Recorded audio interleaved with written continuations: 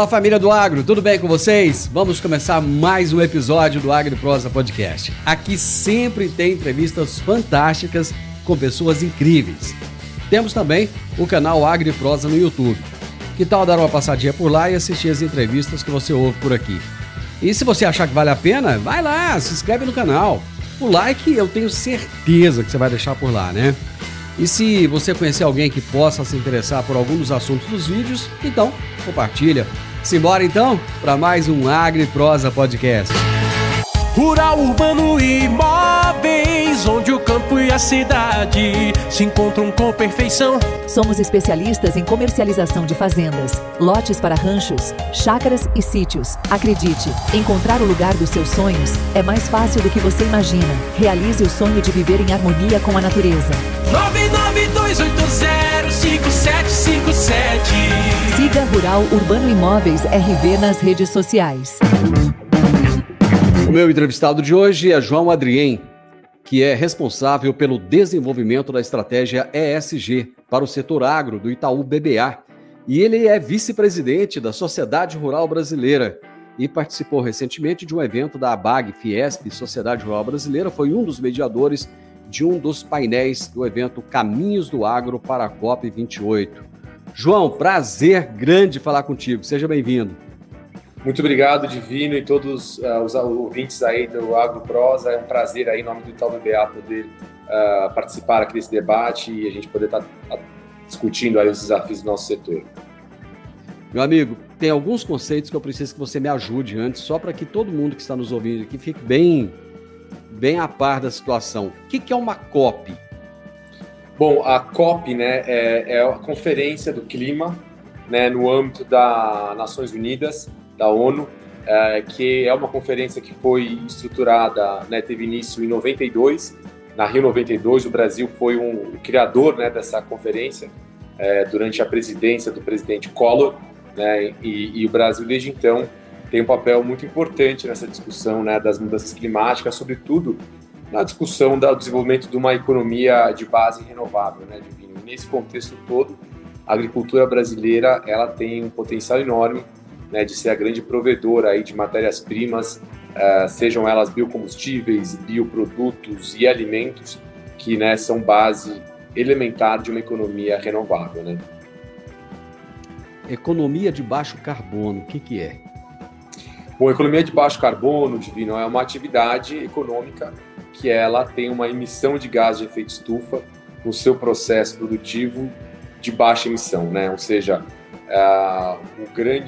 cada vez mais a ciência tem consolidado que a concentração de dióxido de carbono na atmosfera cresceu enormemente pós-revolução industrial, né, que foi esse processo, sobretudo de utilização de fontes de energias fósseis como o carvão, depois o petróleo, pelos países em desenvolvimento, né, e esse aumento da concentração de dióxido de carbono na atmosfera tem uma relação cada vez mais comprovada, né, com o aumento de temperatura.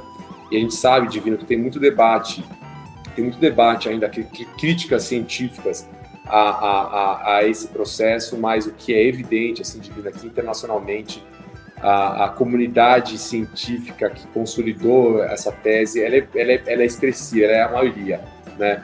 Da mesma forma que a gente, né, muitas vezes é criticado por uma minoria científica, dizendo que o consumo de carne faz mal, ou que o consumo de alimentos faz mal, né? O consumo de café, muitas vezes a gente ia falar que fazia mal, cancerígeno. A grande maioria da população, da comunidade científica, ela reforça, né, os métodos que são utilizados, que o consumo de carne consciente é importante, saudável e recomendável, assim como de vários produtos da nossa alimentação. Então a gente também, muitas vezes a gente tem que... Porque a ciência nunca é consenso, né? É sempre um debate de tese. Jamais. E assim por diante.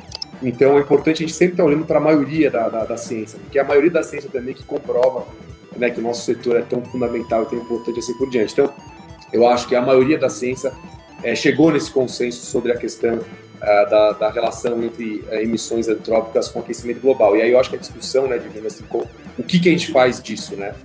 E aí eu acho que a COP é, de fato, esse grande ambiente onde a gente consegue, talvez, discutir como esse processo era feito. E no caso brasileiro, a gente está muito bem posicionado, né? Porque a gente produz biocombustíveis, a gente tem uma matriz energética limpa e a gente tem uma agricultura que, ao passo que é mais intensiva, ela é mais sustentável. Então a gente está muito bem posicionado à discussão. Tem só umas questões aí que são os desafios, mas não é algo, né, que prejudicará o país, muito pelo contrário, né? Ô, João, nós teremos uma grande comitiva brasileira nessa COP, uma grande representatividade. Eu já conversei com vários produtores rurais, com várias pessoas a respeito dessas grandes reuniões, desses grandes encontros e COPs e tal. E muitas vezes a percepção que as pessoas têm é que é muita discussão, muita conversa, pouca efetividade naquilo que se discute lá. Essa é uma percepção que está certa ou não? Não, eu acho que ela está correta, viu, Divino? Eu acho que são debates que a gente gasta tempo, gasta momento, e aí você fica discutindo muitas vezes no acordo uma vírgula, ou discutindo sabe? São pequenas questões. Porém, todavia, né, o que a gente pode perceber é que essas discussões elas estão gerando, de fato, uma mudança de foco, né? Quando a gente pega os compromissos privados, né, os compromissos empresariais, os próprios compromissos de países e aí um pouco do direcionamento de esforços, essas discussões estão conseguindo alinhar essa trajetória, né? Agora, evidentemente que nós temos aí situações que mudam completamente o destino da coisa. Então, você explode uma guerra na Ucrânia, muda completamente as prioridades que estavam sendo estruturadas. Estoura uma guerra, por exemplo, no Oriente Médio, as prioridades mudam. Porém, a gente precisa enxergar o que está acontecendo nas principais potências do mundo, né? Ou seja, os americanos entraram na concorrência internacional pelo domínio das tecnologias de fontes renováveis contra os chineses, né? Os chineses hoje eles processam quase 90% dos minerais críticos para as energias renováveis, para a eletrificação, né? Hoje os chineses detêm 50% do mercado global de carros elétricos e os americanos estão nessa corrida geopolítica para também dominarem essas tecnologias. Então, o que a gente está vendo aqui, de fato, está ocorrendo uma transição. Por mais que ela é lenta, ela é gradual, está ocorrendo. Então, e a gente precisa pensar que essas mudanças não ocorrem em 2, 3 anos, elas ocorrem em 50, em muitos anos. Então, certamente, né, Divino, a realidade daqui a 30 anos, ela vai ser muito diferente da realidade há 30 anos atrás, assim como hoje, né, a nossa realidade hoje é muito diferente há 20 anos atrás. Se a gente parar para pensar que a gente não tinha nem telefone, smartphone há 20 anos atrás, a gente não tinha nem WhatsApp há 20 anos atrás, hoje como é a nossa vida, acesso a tecnologias. Então, o processo está mudando muito rápido, né? E é muito importante a gente, como país, sobretudo um país que vai liderar com certeza essa economia de fontes renováveis, a gente entender como é que essas realidades estão, né, essas discussões estão avançando, para a gente garantir que a gente não vai ser pego aí no contrapé e nem pego de forma não estratégica para o país, né?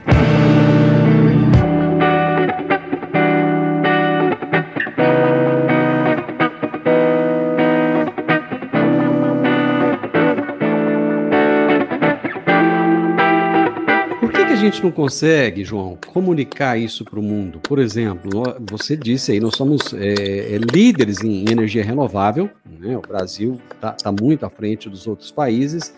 A gente consegue ter uma agricultura completamente diferenciada. Eu moro numa região agrícola, eu convivo com isso, eu estou no campo, eu pego meu carro, eu vou para a fazenda. Fazenda qualquer lugar em volta de mim é fazenda, né? Então eu vejo isso acontecer na prática. E aí, de repente, a Rússia corta o gás da Europa, a Alemanha manda ver lá no carvão e tal, e ninguém chega em cima da Alemanha como chega em cima dos produtores rurais brasileiros, por exemplo.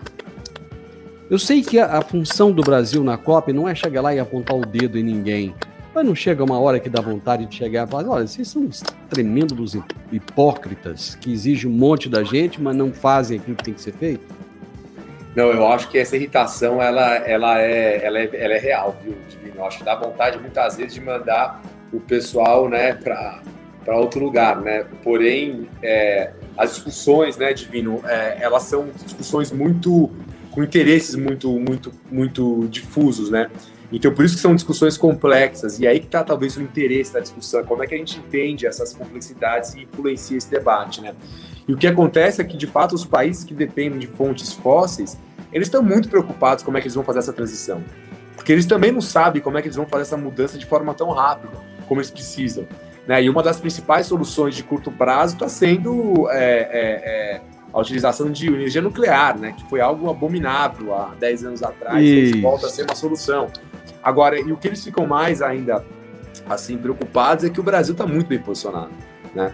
Porque esses agricultores que a gente encontra, e o produtor rural brasileiro, no fundo, utilizando as tecnologias tropicais que nós desenvolvemos nos últimos 30 anos, via Embrapa, via os produtores rurais, a gente tem uma situação que ela é única. Então, né, Divino, nós estamos muito bem posicionados nessa discussão, né? Como eu falei, né, as tecnologias que nós desenvolvemos aí nos últimos 30 anos, né, via Embrapa, via produtores rurais, ela tem uma qualidade única, que ao passo que nós nos tornamos mais intensivos, né, nós nos tornamos mais sustentáveis, nós reduzimos as emissões, né, nós aumentamos, sobretudo, a resiliência aos impactos das mudanças climáticas, porque no momento que a gente faz hoje assim, integração de cultura, né, a gente faz um plantio direto, a gente entra com plantio de cobertura, a gente faz uma integração lavoura e pecuária, a gente usa produtos biológicos, cada vez mais estão sendo utilizados, a nossa agricultura retém carbono.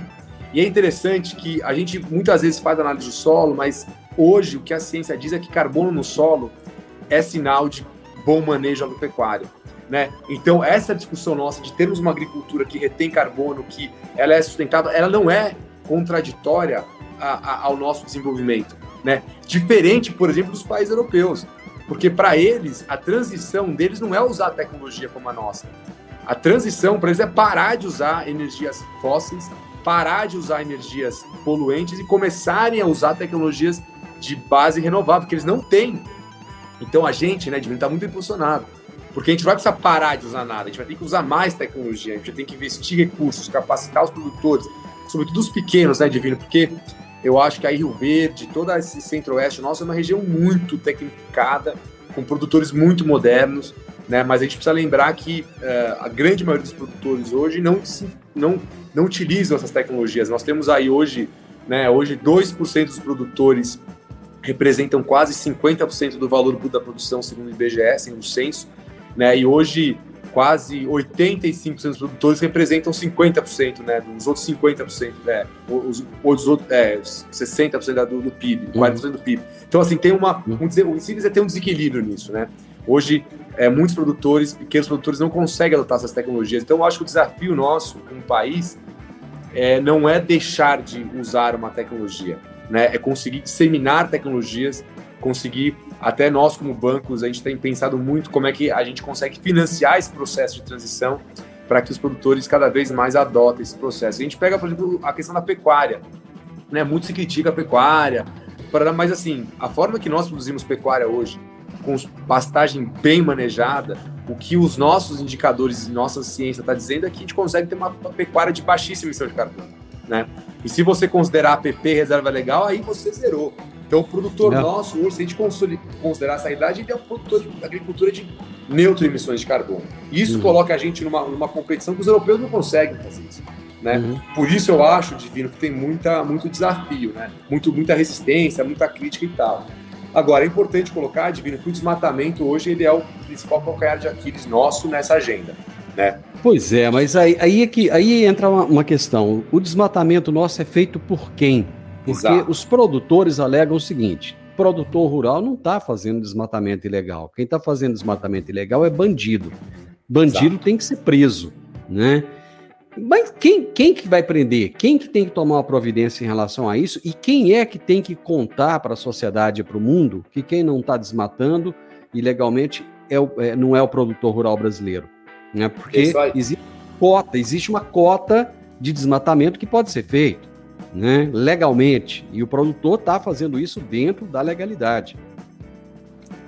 Exato, Divino. Eu acho que esse é o ponto que é muito complexo, porque o principal fator que prejudica a imagem do setor agropecuário é o desmatamento.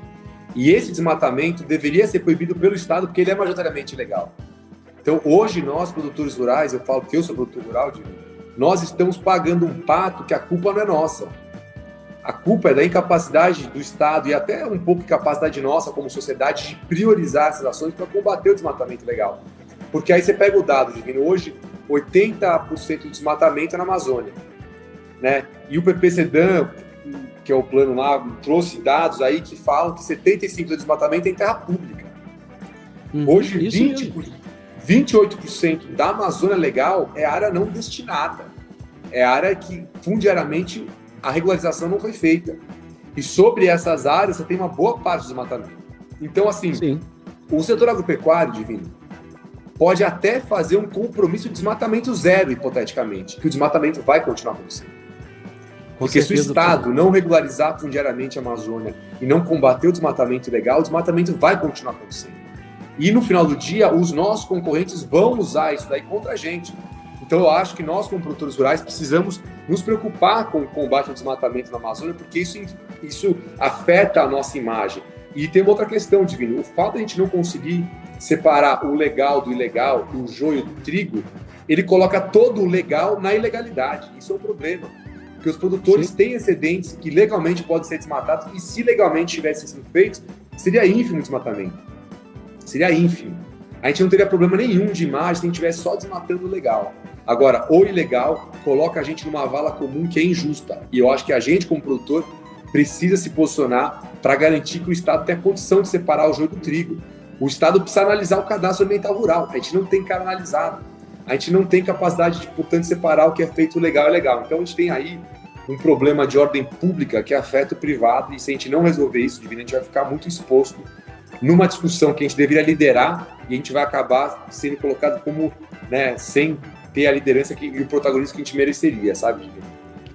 Acaba que quem não fez o CAR até hoje, não fez porque não tem agente público suficiente para ajudar, para fazer o papel do Estado. Essa é a grande questão.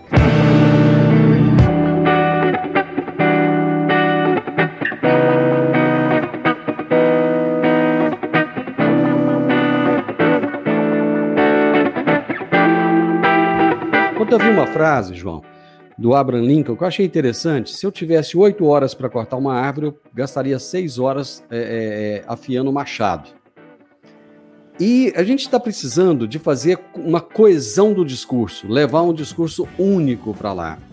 Será que a gente está precisando de gastar esse tempo afiando o machado? Você que está dentro da sociedade rural brasileira, por exemplo, de juntar esses entes do agronegócio, colocar todo mundo numa sala, trancar todo mundo e falar só sai daqui quando todo mundo souber de cor e salteado o mesmo discurso? Divino, esse é um assunto importante, assim, porque a gente percebe que o agronegócio vem aumentando a sua participação nas COPs, né? Você tem entidades como a CNA, por exemplo, que tem sistematicamente acompanhado a COP, a própria Sociedade Rural Brasileira vai há muito tempo, a ProSoja tem ido recentemente, outras entidades mais da agroindústria já vão mais, né? Acho que a agroindústria participa desse debate há mais tempo. Mas é importante a gente participar, porque existe uma forma de falar, uma forma de comunicação, existe toda uma estratégia que a gente precisa aprender. Porque também, se a gente chegar lá de um jeito que não entende essas particularidades, a gente também perde a capacidade de influenciar a discussão. Então, eu acho muito importante isso, sabe? Eu acho que é muito importante que a gente esteja lá e entenda as sutilezas do debate que foram feitas de forma muito estratégica, até para que nem todo mundo consiga influenciar a discussão. Então, eu acho que entidades que estão há muito tempo participando do debate, elas conseguem entender muito bem quais são as nomenclaturas que estão sendo colocadas, quais são os conceitos que são colocados, e a gente poder se posicionar nesse debate. Porque no final do dia, Divino, a ciência ela deu diagnóstico, mas a solução é geopolítica. Com certeza. Né?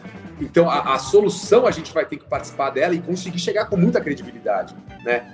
E, portanto, toda a articulação nossa internacional, todas as relações geopolíticas que a gente puder fazer são importantes, né? Para a gente chegar lá com essa força, né? Eu acho que o governo atual, assim, a própria delegação do Brasil vai ser muito grande esse ano. Existe aí uma grande ansiedade de supostamente trazer uma liderança do Brasil na discussão, que é importante, muito importante. Eu acho que também, como você falou, eu acho que está faltando um pouco de alinhamento interno, né? Eu acho que está muita coisa sendo anunciada pelo governo lá, a gente nem sabe exatamente o que está sendo anunciado. O governo atualizou um pouco a nova meta do Brasil no Acordo de Paris sem muito alinhamento setorial, e isso não é bom, né, o Divino, porque aquilo que a política pública que dura é aquela política que tem apoio político, né? Que ela foi construído o apoio político, né? Exatamente. E aquelas políticas públicas que são feitas na canetada, elas não duram, né? E eu acho uma pena que muitas coisas que estão sendo feitas agora de forma muito rápidas, elas nem sempre estão considerando os setores que vão ser os responsáveis por aplicar a questão. Então não adianta a gente fazer canetada, né, se não consultar o setor, porque se o setor não estiver engajado, esquece, a coisa não avança. Assim como é qualquer outro setor. Qualquer outro setor que não estiver engajado, não estiver concordando e comprando as agendas que são colocadas, não avança. E o Brasil é craque em fazer lei que não pega. Então, não adianta assim, o governo querer dar canetada assim, articular com o setor, porque infelizmente não vai para frente, sabe? Você falou da necessidade de ter uma grande liderança nesse debate, uma grande liderança brasileira nesse debate. Quem seria essa liderança? Porque, por exemplo, dentro do governo não tem essa liderança. Dentro das entidades também, se você perguntar hoje quem é a grande liderança do agronegócio brasileiro, talvez possam vir alguns nomes na cabeça, mas você não tem um nome assim para falar assim, esse é o cara que pode chegar. Eu vou te citar um exemplo. Nós não temos um Alisson Paulinelli, por exemplo, hoje. Eu acho, Divino, assim, eu acho que, assim, se a gente pegar em termos de liderança, eu acho que existem várias agendas a nível internacional. A diplomacia brasileira é muito respeitada a nível internacional, no que tange principalmente as negociações de clima, porque nós fizemos a Rio 92, então o Brasil, sobretudo nos países em desenvolvimento, é muito respeitado, então a gente não é um zero à esquerda. A gente pode ser um zero à esquerda no Conselho de Segurança da ONU, a gente pode ser um zero à esquerda em termos de discussões econômicas e industriais, mas na discussão de clima a gente tem lugar cativo, porque a gente tem uma das maiores biodiversidades do mundo, que é a Amazônia. Temos agricultura sustentável, energia renovável, porque o Brasil é um player muito forte em sustentabilidade, né? Quando falamos em termos de agenda e de preservação ambiental, eu acho que temos sim grandes lideranças que são conhecidas internacionalmente.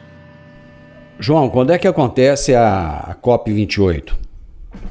A COP28 será realizada entre 30 de novembro a 12 de dezembro agora, no Centro de Congressos da Expo City Dubai, na cidade Emirado de Dubai, sob a presidência dos Emirados Árabes Unidos.